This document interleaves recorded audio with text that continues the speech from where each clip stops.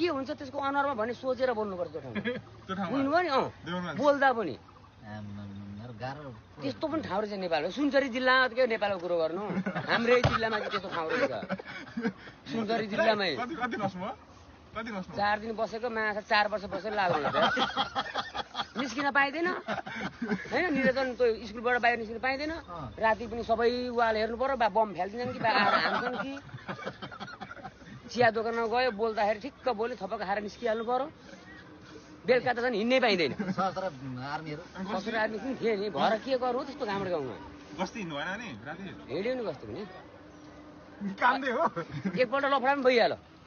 परिहाल्यो हाना एसपी साहबलाई त ढकल्दा बाहिर बल खेला थालिदिई त हाले अनि तुरन्त फोन गरेर ससुर आएर छिल्लीबिली पारिदिए मान्छेले गुड आयो कि त्यतिकै नि खोजेर झडा गर्ने क्या त दङ्गा मचाउनु खोजेको नि त्यसमा रोलले त्यस्तो क्या ठाउँ फेरि हेर्दाखेरि चाहिँ मर्ना अरे त्यो ल्याखुरे केही गर्दैन जस्तो हुने कि गर्नु पर्यो भने फेरि साफै भने फेरि भन्दैछु त तै लगिदिएको होइन ल मासले उहाँ त आफ्नै ठाउँ जक्सन पर्यो के हुन्छ होला भनेको त उहाँ पुग्यो त यार बिल्पिन सुनेर गाउँ हेर्दा त ला अफगानिस्तान र इरानमा आए जस्तो भइहाल्यो नि अब त